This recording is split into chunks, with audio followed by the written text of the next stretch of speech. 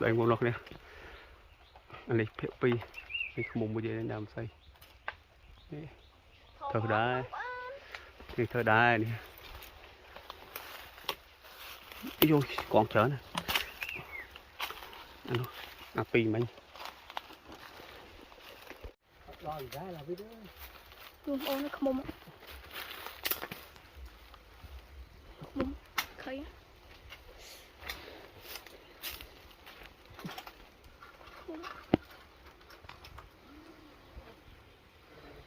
Ông nó dùng sòng xà.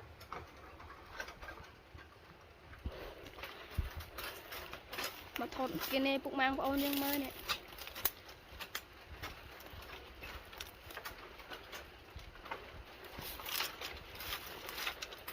Đừng đi vô bán không ơn. Còn mấy chum anh dân chẳng. Họ đói là đi sao vậy?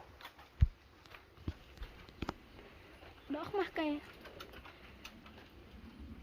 Nhưng mà những khả xây mũi đây ta. Hả? Những khả xây mũi. Xây. Xây. Nhưng mà họ xây lại đặt lăng cho này. Đó thì lúc đại đòn. Thì đã xây lại thì tí lúc đây rồi.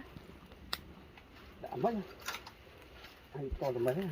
Còn họ lấy bắt camera nè. Chị scope thần.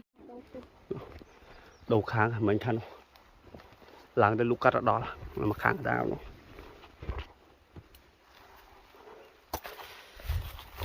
Kalau bị thử, dia nó bẹn lên. Mà thầm tô ăn cái đó. Biết em tàu được tiệt thôi.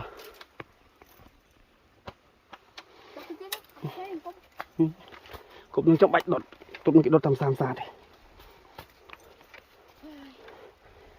Mình vào có giờ có xin lạnh. Ví dụ. Giờ có xin lạnh. Xỉa to ngắn nha. Ở đây à.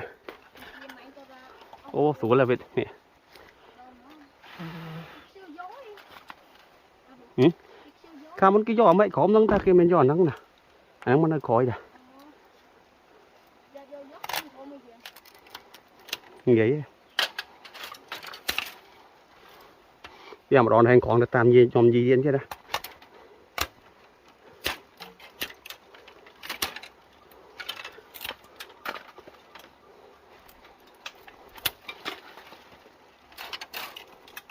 Lòn này mình lọt vào với tôi à.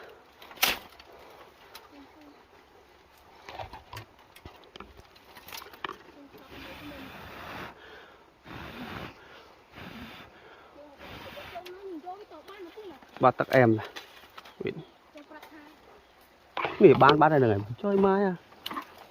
Lọt phân ăn này nhỉ.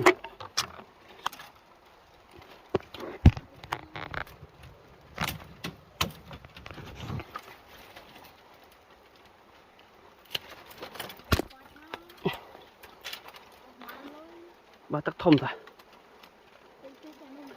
Ừ. Túi tay về thông này. Ngủ mà tụi mã này biết.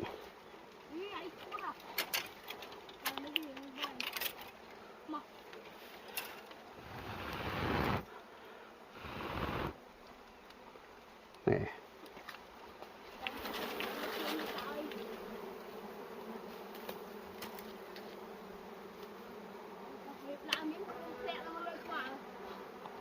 Ai cho tạc mồm sẽ lướt qua lại.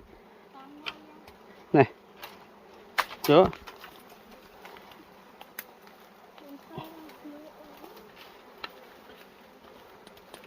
Cái này xua sống vào với ra mượt khơi một lọ do tôi khơi một lọ nó với nha. Sộn xa thì mà sao tiếp lọ. Trời, trong phép tắc mồm của bạn này ơi.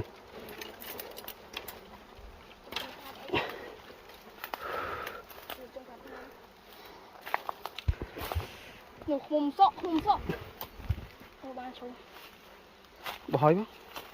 Trời mà, bà tắc em này. Thôi mà vẫn. Bật ba. Yeah, toàn bận. Thôi mình tôi. Mồm đây vậy. Hôm nay mấy? Thông thế rồi. Này, chị đọc một giờ này tôi. Mà nó thông. Nó chăm vô ngay khỏi hót à. nhập tới hay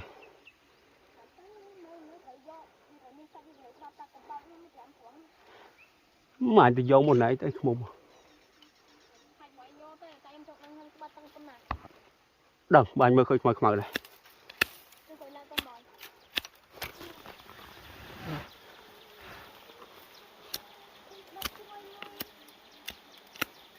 đất anh mến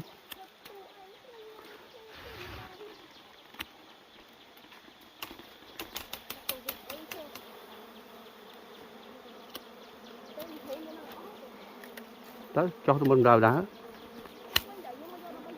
như thế này này đang có vô mà nhỉ